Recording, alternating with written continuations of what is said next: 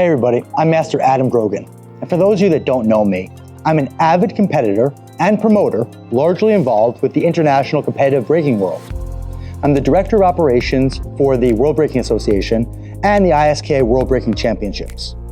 I also travel around the United States and now for the past few years around the world teaching and performing breaking. A few months ago, I traveled to France for the World Kobudo Federation's annual Eurobudo Festival. It's a weekend seminar series, and while there, I was given the honor to perform breaking at the Kobudo Mania Night Show. Performing a breaking demonstration in a new and different country is an amazing and fun challenge. If you haven't watched it yet, you can watch the 2 videos on my channel and follow me as I find materials to break in France, as well as the actual demonstration. Go watch those videos first before you watch the rest of this video. The links are below in the description. Check that out so that you can have a better understanding of what I'm going to talk about next. Okay, so assuming you have seen those videos now. After the demonstration, as I assume most athletes do, I analyzed my results. I watched the videos over and over and over, and I came to some realizations. I want to share those realizations with you now and open a new topic that I'll continue to share with those interested: breaking science.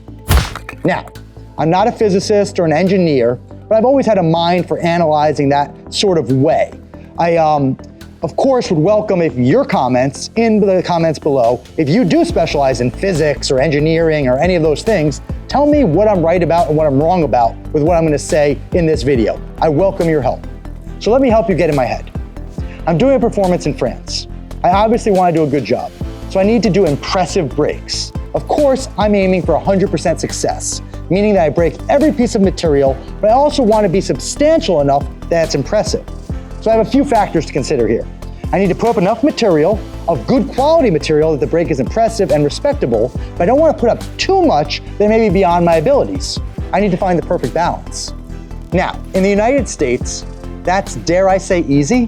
When I'm using the same standard materials that I'm always used to and that I use all the time, I know my numbers with pretty good accuracy. Despite the differences in the materials across the US, which there is differences depending where they're made, I know that when I'm using a standard patio block, I can almost always break 8. If I'm competing, I put up between 10 to 13, depending on the competition. Sometimes I hit 10, 11, depending on the materials and how good of a day I'm having. However, if I know I want to break 100% per performance, 8's usually my number. It's a big enough stack that most martial artists are impressed, and non-martial artists are, of course, as well. And that's what we strive for. But now I'm in a new country where I don't know the materials at all, and I have no idea how they compare to the materials that I'm used to using. This is the challenge. I need to find a material that I know I can break and break enough of that it's impressive. If I pick the wrong materials, no matter how good I am, I could pick a material that has a consistency that's just not breakable. Then I could attempt to break and not be successful, and then the whole performance is a failure. On the other hand, I obviously don't want to pick a material that's too easy to break, as that could also lead to the same failure in how the performance is received. So you got to find that balance. So here I am in France. I was at some kind of material store and they let me browse their back lot of all their concrete blocks. Now I'm looking for something that's comparable to our competition standard bricks from the US. But almost all are larger and thicker and visually appear to have a different consistency or makeup than our blocks. Blocks are made up of a whole bunch of different ingredients, and the ratio of those ingredients together affects the density or the strength of the block. Over time, you can learn to pretty accurately visually assess the block, and what I was seeing wasn't great. They didn't look breakable. I finally found a block that seemed feasible. It was longer than our standard blocks and also wider. However, the proportions had this larger block longer compared to its width, which means that it would be a little easier to break. The more square a piece of material is, the harder it is to break, and the more long of a rectangle it is, the easier it is. Proportionally, of course. It's not easy or hard, it's just easier or harder compared. But this block was also thicker, which would counteract the easier factor from the proportions. Now here was the tough thing to assess. While this block was thicker, it also had hollow pockets in it. Now that technically would make it a little easier compared to the blocks I was used to and compared to a solid material. But what I didn't think about at this point was the location of the hollow areas. So I asked the salesman, can I pay for a block and break it in the back lot and try it and see if it's breakable? Of course, I had to use Google Translate because I didn't speak French. He agreed, he even filmed it for me, it was great, and I broke the material, no problem. I thought I had a winning plan for my demonstration because I found a block that was breakable and I could stack them up. Now, when it came to deciding on the quantity, I was limited by a few factors. Of course, I wanted to choose the right quantity in terms of how many I could actually successfully break. I've never broken these before. But I also needed to consider the height of my stack, as that's a super important factor that places into a break's success. I had limited pieces of material to use for stands, and the heights weren't ideal. So I had to put off enough stack of material that the height for my strike was a great height that would be feasible for my break. And I had to hope for the best and that the quantity was achievable. When all was said and done, I got almost all of them. I was happy, the crowd was impressed, everything was great. The demo was a success in my opinion. However, I always need to strive to be better, and I need to understand what happened, why didn't I get all of them, and what could I learn from it? That's when it hit me when reviewing the footage. Do you see what the issue is before I even tell you? Okay, so here's where the braking science comes in.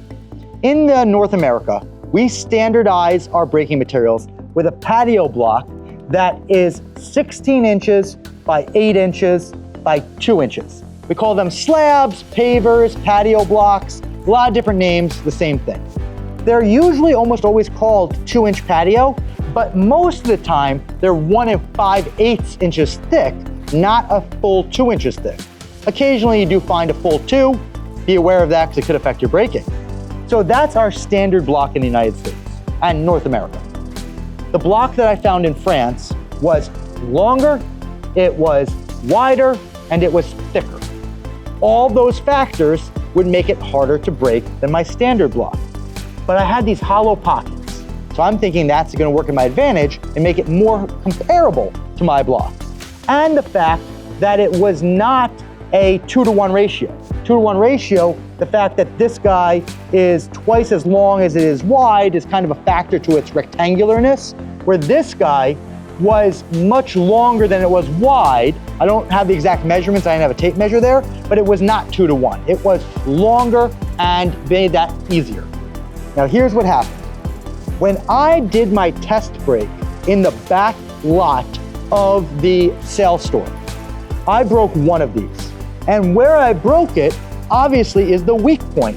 The weak point was around here, where there's a hollow section. So breaking one of them was no problem.